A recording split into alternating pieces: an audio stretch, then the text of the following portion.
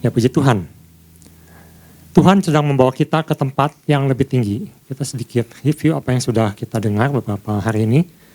Baik dari Bapak Gembala ataupun dari rekan-rekan khotbah. Jadi yang pasti pesan ini berkata bahwa Tuhan ingin membawa kita naik ke level yang lebih tinggi. Ada posisi yang baru. Ada perpindahan posisi ke posisi yang lebih tinggi. Ke posisi yang lebih baik. Ke posisi yang lebih mulia. Tapi yang perlu ditekankan di sini adalah semuanya itu karena anugerah Tuhan. Karena perbuatan Tuhan. Bukan karena kita hebat, bukan karena kita mampu, bukan karena kita kuat. Untuk apa kita punya posisi yang baru ini? Tujuannya adalah supaya iman kita lebih kuat, lebih baik, lebih dahsyat. Ada pengenalan akan Tuhan lebih lagi. Itu yang sebenarnya menjadi inti pesan Tuhan di minggu ini. Coba Ibu Bapak perhatikan. Apa yang terjadi dengan semua tokoh-tokoh di Alkitab ketika Tuhan bawa naik lebih tinggi. Bapak Gembala sudah beri contoh. Misalnya Abraham. Abraham bertemu dengan Tuhan. Dibawa ke tempat yang lebih tinggi. Yaitu tentang Jehovah Jireh. Tuhan yang menyediakan. Suatu konsep yang baru yang Abraham dapatkan. Bahwa Tuhan itu ternyata menyediakan. Apa yang ia perlukan untuk satu tujuan yang mulia dalam kehidupannya. Ayub katakan, saya sudah berbuat benar Tuhan. Bahkan Tuhan akui Ayub itu adalah orang yang saleh. Tidak ada orang seperti Ayub. Tetapi suatu pengenalan yang lebih lagi ketika Tuhan bawa melalui segala sesuatu yang terjadi. Ketika Ayub katakan, akhirnya aku melihat Tuhan. Bukan kata orang lagi, aku bertemu dengan Tuhan. Ada suatu persamaan antara Abraham, Ayub, Musa, Yakub ketika dia bertemu dengan Tuhan. Ada sesuatu yang terjadi. Ada sesuatu yang berbeda, ada sesuatu yang berubah. Coba kita perhatikan, ketika kita naik ke tempat yang lebih tinggi, ada sesuatu yang dilepaskan, ada sesuatu yang ditinggalkan. Misalnya, kita naik tangga. Ketika kita naik ke anak tangga selanjutnya, maka kita meninggalkan anak tangga yang di bawahnya. Ada sesuatu yang dilepaskan. Abraham melepaskan keinginannya untuk menuju suatu kota atau suatu tanah yang dia sendiri belum tahu. Ayub meninggalkan begitu banyak miliknya. Walaupun Tuhan ganti akhirnya. Dia harus tinggalkan dulu untuk bisa mengenal Tuhan lebih baik. Musa harus meninggalkan kehidupannya di istana sampai 40 tahun di padang gurun untuk bisa bertemu dengan Tuhan dan menemukan kemuliaan Tuhan di padang gurun itu. Yusuf harus meninggalkan keluarganya untuk bisa mengerti tujuan Tuhan dalam hidupnya. Yakub meninggalkan masa lalunya menjadi satu yang baru, menjadi pangerannya Tuhan, Israel, bukan Yakub lagi. Ada sesuatu yang ditinggalkan. Kita tidak bisa, saya ingin seperti Yusuf Tuhan, saya ingin seperti Yakub Tuhan, persis seperti itu. Tuhan punya caranya tersendiri dalam hidup kita. Masing-masing orang mempunyai langkah-langkah yang harus ia hadapi. Tapi yang pasti ada sesuatu yang harus ditinggalkan demi bisa menemukan satu kebenaran yang lebih mulia, yang lebih tinggi. Yaitu bertemu dengan Tuhan itu sendiri. Ada iman yang tingkatkan. Ada sesuatu yang luar biasa yang terjadi ketika kita mau diangkat Tuhan naik.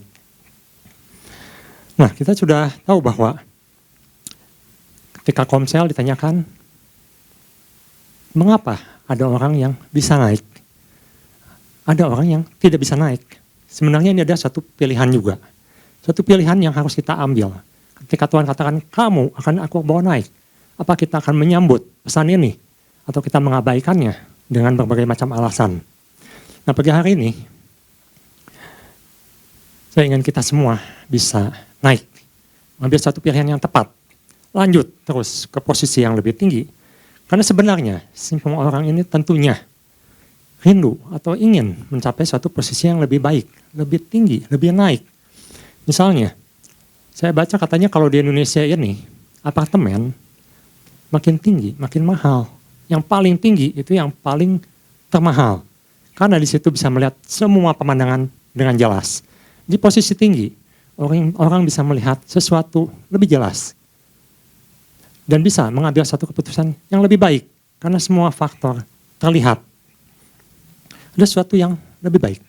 Bahkan di Yesaya, ada yang disebut dengan watchman atau penjaga. Para penjaga ini adalah didudukan di posisi tertinggi untuk memantau apa yang terjadi di bawahnya. Dan mereka harus melaporkan kepada raja apa yang terjadi di luar sana.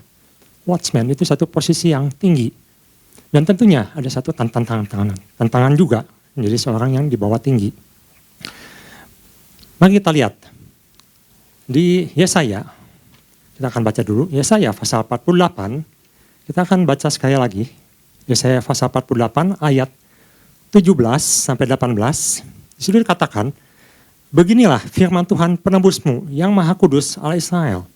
Akulah Allah, akulah Tuhan Allahmu yang mengajar engkau tentang apa yang memberi faedah, yang menuntun engkau di jalan yang harus kau tempuh. Ayat 18.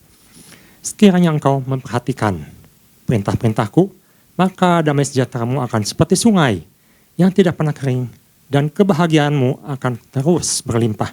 Seperti gelombang-gelombang laut yang tidak pernah berhenti. Ini ada satu janji yang luar biasa. Nah, penekanannya hari ini adalah di ayat ke-20. Yesaya 48 ayat 20 dikatakan, ini ada suatu syarat. Ketika Tuhan janjikan, ada sesuatu yang harus dilakukan. Keluarlah dari Babel. Larilah dari Kasdim. Beritahukanlah dengan suara sorak-sorai. Kabarkanlah hal ini. Siarkanlah hal itu sampai ke ujung bumi. Katakanlah, Tuhan telah menebus Yakub, hambanya. Keluar dari Babel. Ada yang harus ditinggalkan. Keluar dari Babel. Larilah dari Kasdim. Lari dari orang Babel. Satu gerakan yang cepat. Bapak Gembala katakan kapan waktunya? Sekarang waktunya. Langsung dikerjakan. Tidak berlambat-lambat. Jadi pagi hari ini, satu poin saja yang akan saya sampaikan, yaitu bagaimana supaya kita bisa naik ke tempat yang lebih tinggi. Ada sesuatu yang harus kita tinggalkan, yaitu keluarlah dan larilah dari Babel. Dasarnya Yesaya 48 ayat 20. Tentunya semua orang sudah sering mendengar istilah tentang Babel. Babel ini adalah tentang, ada yang menjawab hedonisme, gaya hidup mewah. Seperti yang baru-baru ini ditampilkan oleh beberapa orang dan sudah viral sekarang. Gara-gara orang itu terbongkarlah semuanya. Gaya hidup hedon, menampilkan kemewahan, hidup dalam pesta pora, hidup dalam kekayaan, berhubungan dengan materialisme, benda-benda, harta, uang, dan juga keterikatan-keterikatan atas sesuatu, dan kenyamanan. Itu biasanya yang kita sudah ketahui tentang Babel. Tapi ada sesuatu juga yang menarik tentang Babel ini. Mengapa Tuhan sangat menekankan kita harus keluar, meninggalkan Babel. Posisi yang rendah itu, yang menurut Tuhan menjijikan. Karena kalau di Wahyu, Babel itu dikatakan, seperti di Wahyu 17 ayat 5 misalnya ya, dikatakan Babel itu adalah ibu dari para wanita pelacur. Kekejian atas bumi. Dan di Wahyu misalnya 18 ayat itu dikatakan, sudah rubuh. Babel, kota besar itu. Yang dikatakan tempat kediaman roh-roh jahat. Tempat bersembunyi roh-roh najis. Ada hubungan dengan roh-roh jahat, berhubungan dengan roh-roh najis. Nah, jadi Babel ini selain tentang apa yang kita bisa lihat secara materialistis, tetapi juga berhubungan dengan roh-roh jahat. Di mana Tuhan ingin umatnya keluar. Waktu itu orang Israel ada di Babel. Atau tepatnya kembali ke Babel. Karena waktu itu dia sempat diperhamba di Mesir 400 tahun. Tetapi kemudian kembali diperhamba oleh dosa. Kembali lagi ke tempat dosa. Dan Tuhan ajak keluar mereka semua. Tuhan keluarkan mereka semua. Keluar lagi dari Babel, tempat dosa itu. Nah, sebelum kita lanjutkan, saya ingin bertanya, apakah Bapak Ibu ada yang pernah tahu atau sempat dengar suatu yang disebut dengan Epic of Gilgamesh, atau tepatnya kalau saya sebut ini dongeng. Suatu dongeng tentang Gilgamesh. Ada yang pernah dengar, baca tentang sesuatu yang dongeng tentang Gilgamesh? Nah, saya akan sedikit cerita tentang Gilgamesh karena ini berhubungan dengan sejarah Israel, tetapi ini ada satu dongeng. Bukan kebenaran ya, suatu dongeng. Tetapi ini dimulai dalam satu kenyataan. Kita lihat di Kejadian 10 ayat 6. Ini mengenai tentang keturunan Nuh, di mana Tuhan jadikan segala sesuatunya baru. Dan Nuh mempunyai 3 orang anak di situ, sebutkan ada namanya Sem, Ham, dan Yafet. Dikatakan anaknya ialah keturunan Ham ini khususnya, yang Nuh kutuk sebagai Kanaan, yang waktu itu Nuh kutuk, itu adalah keturunan Ham. Kita akan konsentrasi di keturunan Ham. Karena Abraham itu, atau Israel itu dari keturunan Sem. Keturunan Ham ialah Kus, Misraim, Put, dan Kanaan. Kita lanjut ke ayat ke-8 gitu ya. Baca sedikit yang di situ dikatakan, nah ini. Jadi ini Kus ini adalah keturunan Ham. Kalau kita pelajari, Ham itu nanti punya keturunan dan sampailah di Kus. Dia sebutkan Kus memperanakan Nimrod. Dialah yang mula-mula sekali orang yang berkuasa di bumi. Kita lanjut. Ia seorang pemburu, gagah perkasa di hadapan Tuhan. Sebab itu dikatakan orang seperti Nimrod, seorang pemburu yang gagah perkasa di hadapan Tuhan. Mula-mula kerajaannya, jadi dia sudah menjadi raja waktu itu. Dia punya kekuasaan yang besar, terdiri dari Babel, Erek, dan Akkad. Semuanya di tanah Shinear. Oke, sampai situ cukup, terima kasih. Jadi, keturunan Ham ini kembali ke daerah Shinear atau daerah Mesopotamia. Dan mereka mendirikan suatu kerajaan yang disebut kerajaannya Nimrod. Jadi Nimrod ini adalah keturunannya Ham, keturunan Nuh. Nah, Nimrod ini punya istri, namanya Semiramis. Nah, dongeng ini dimulai dari sini. Dongeng ini mengatakan bahwa Semiramis ini adalah ratu yang sangat berkuasa, ratu yang sangat pandai, dan ketika Nimrod, sang rajanya meninggal, maka dibuatlah sebuah dongeng, atau yang kita kenal dengan mitos, yaitu bahwa Nimrod ketika mati, dia menjadi dewa. Semiramis sendiri mengaku kalau dia menjadi ratu, atau menjadi dewi, dan mempunyai anak, namanya Tamus, atau dikenal dengan orang sebagai dewa matahari. Jadi perbuatan Semiramis ini membuat satu dongeng di daerah Babel, sehingga Semiramis dan Nimrod ini dipuja sebagai dewa dan dewi. Semiramis dikenal dengan Dewi Ishtar, atau di Kanaan disebut dengan Asitoret, Dewi kesuburan. Atau di Mesir dikenal dengan Isis, Dewi Isis, atau Dewi Afrodit, atau Dewi Diana, seperti yang dikenal oleh orang Efesus. Itu sama, oknumnya sama, yaitu Semiramis. Bahkan dikenal juga sebagai Ishtar, atau Artemis di Efesus, atau Asyerah. Ini suatu nama-nama yang kita umum dengar di Alkitab. Orang Efesus menyembah Artemis, dan di mana Paulus datang di situ dan menyatakan satu kebenaran bahwa itu adalah dongeng, mitos. Tetapi apa yang terjadi ketika mitos ini berkembang dan dipuja oleh manusia menjadi satu kepercayaan, dan ini kepercayaan ini dianut sampai sekarang. Dongeng yang dianggap menjadi satu kebenaran. Bahkan orang Kristen mungkin sempat menggunakan kata Easter untuk Paskah. Dan ini sudah mungkin sekarang lebih diperbaiki. Nah, Easter menyangkut pemujaan pada dewa Semiramis sebenarnya. Yang tepat ada Paskah, keluar dari Mesir, bukan menyembah dewa Easter. Suatu kebohongan yang disampaikan oleh Semiramis menjadi suatu agama, suatu kepercayaan sampai ke seluruh dunia. Mereka menggunakan lambang-lambang seperti bintang-bintang di langit, horoskop, astrologi, juga menyembah dewa matahari dengan lambang matahari, juga menyembah Dewi Bulan dengan lambang bulan, bulan sabit biasanya. Menjadi suatu pemujaan-pemujaan kepada dewa-dewa. Bahkan Yeremia pasal 7 ayat 18 mengatakan mereka membuat kue untuk dipersembahkan pada Dewi di surga atau Queen of Heaven yang sebenarnya nama lain dari Semiramis. Nah, ini kayaknya kita cukup sudah mengenal sekarang. Mengapa Tuhan begitu ingin umatnya keluar dari Babel? Karena Babel ini adalah pusat penyembahan. Penyembahan kepada dewa-dewa yang Paulus katakan sebenarnya itu bukan dewa. Suatu buatan manusia. 1 Timotius 4 ayat 7, Paulus katakan jauhilah tahyul-tahyul mitos-mitos, dongeng-dongeng. Seperti ini, yang disembah oleh orang Kanaan, disembah orang Babel, disembah orang Asyur, disembah orang Mesir, disembah oleh orang Yunani. Paulus katakan, jauhilah tahyul-tahyul, dongeng-dongeng, seperti itu. Dan Paulus mengatakan di Kolose pasal 3 ayat 2, jangan mengandalkan atau mendengar dongeng-dongeng itu, tetapi latihlah dirimu untuk beribadah. Lebih dekat pada Tuhan, mendengarkan sesuatu yang benar, bukan jenis dongeng-dongeng seperti itu. Dongeng-dongeng itu hanya membawa keterikatan, hanya membawa ketertarikan ke bawah, bukan ke atas. Bukan ke atas, tetapi menjadi turun ke bawah. Nah, jadi oleh karena itu, bagaimana kita bisa meninggalkan apa yang disebut dengan Babel ini?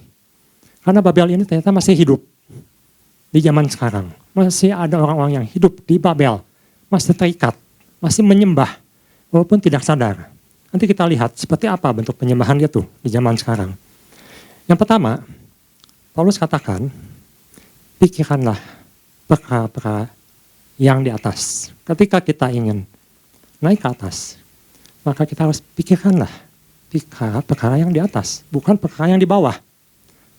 Yang di atas, di mana Tuhan bertahta, di mana ada kemuliaan Tuhan di situ, di mana kita bisa bertemu dengan Tuhan. Bapak Gembala katakan kalau di bawah itu area bising, area yang membuat kita tidak bisa mendengar suara Tuhan. Kita harus naik ke atas, bertemu dengan Tuhan.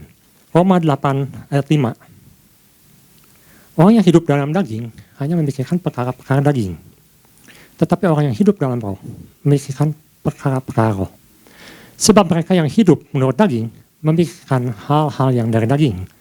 Mereka yang hidup menurut roh memikirkan hal-hal yang dari roh. Nah, ini yang perlu kita lakukan. Pikirkan jangan hanya perkara daging, tapi pikirkan perkara roh. Yang di atas, perkara-perkara yang Tuhan inginkan. Di Kolose 3 ayat 5 dikatakan kita harus matikan kedagingan ini, keduniawian ini, supaya kita bisa naik ke atas. Kolose 3 ayat 5. Karena itu, matikanlah dalam dirimu segala sesuatu yang duniawi. Nah, tadi dikatakan bahwa kita sebenarnya apa yang disebut dongeng itu, penyembahan berhala itu ternyata masih dilakukan saat ini. Kita akan lihat, apa itu? Pertama, kita akan lanjutkan. Pertama, percabulan. Orang yang melakukan percabulan itu masih melakukan penyembahan berhala. Kenajisan, sesuatu yang najis, yang tidak berkenan pada Tuhan, masih melakukan penyembahan berhala. Mungkin ada orang berkata, saya tidak melakukan penyembahan pada dewa matahari, pada dewa bulan, kepada bintang-bintang di langit, saya menyembah Tuhan.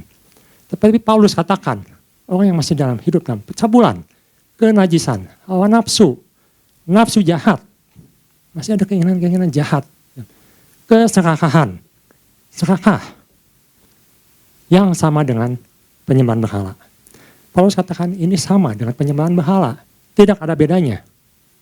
Ada kenajisan, ada percabulan, ada nafsu, ada keserakahan. Nah, ini mungkin yang kita harus, kita harus tinggalkan untuk menuju ke atas. Hal-hal seperti ini, mungkin ada yang masih terikat dengan hal ini, masih ada kebencian, masih ada amarah, nafsu amarah. Kita perlu tinggalkan hal ini. Dan Paulus ingatkan, pikirkanlah, pikiran-pikiran yang di atas, perkara-perkara yang di atas, perkara-perkara yang Tuhan inginkan. Yang kedua, kita harus mengenal Tuhan lebih sungguh lagi. Kita perhatikan, Ayub mengenal Tuhan lebih sungguh lagi. Bukan seperti kata orang, tetapi Ayub sendiri mengalami. Ayub katakan, dulu aku mendengar kata orang tentang Tuhan. Meskipun dia menyembah Tuhan, dia orang yang salah hidupnya. Tetapi Ayub katakan, sekarang aku mengenal Tuhan. Aku bertemu dengan Tuhan langsung. Musa di padang gurun bertemu dengan Tuhan langsung, muka dengan muka. Suatu yang luar biasa ketika seorang bisa bertemu dengan Tuhan langsung, mengalami Tuhan lebih sungguh lagi. Ayub 42 ayat 5, kita lihat. Ayub 42 ayat 5. Hanya dari kata orang saja aku dengar tentang engkau. Tetapi sekarang mataku sendiri memandang engkau. Sekarang aku sendiri mengalami Tuhan. Itu yang kita harus dapatkan, mengalami Tuhan secara pribadi, bertemu Tuhan secara pribadi, naik ke atas gunung Tuhan, seperti Musa, bertemu Tuhan, langsung berkomunikasi dengan Tuhan. Bahkan Musa dikatakan berbicara dengan Tuhan langsung, muka dengan muka. Bukankah Yesus mengatakan di zaman akhir nanti, di zaman selanjutnya, manusia sudah diberikan roh Allah, di mana sudah menjadi anak-anak Allah, sudah bisa berbicara langsung dengan Tuhan, berkomunikasi langsung dengan Tuhan, di dalam roh dan kebenaran.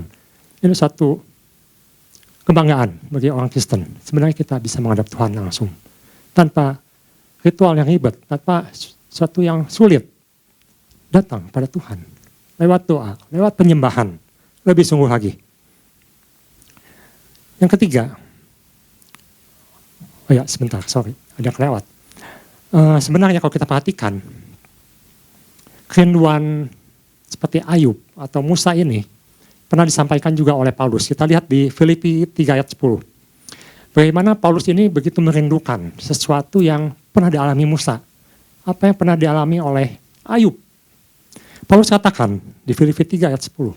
Yang ku kehendaki ialah mengenal dia. Mengenal Kristus. Itu yang dia inginkan. Dan kuasa kebangkitannya. Dan bersekutuan dalam penderitaannya. Di mana aku menjadi serupa dengan dia dalam kematiannya. Ini satu kerinduan Paulus. Mengenal dia lebih sungguh lagi. Mengalami kuasa kebangkitannya. Seperti Ayub mengalami bertemu Tuhan. Musa bertemu Tuhan. Mengalami kuasa kebangkitan. Mengenal dia lebih sungguh. Yang ketiga. Ini yang perlu kita ingat bahwa mendekat pada Tuhan, naik ke tempat yang lebih tinggi, sebenarnya itu adalah anugerah Tuhan. Yang ketiga adalah sadar, bisa naik karena anugerah Tuhan. Titus pasal 3, ayat pertama, kita akan lihat. Titus pasal 3 ayat pertama. Bagian B terutama ya.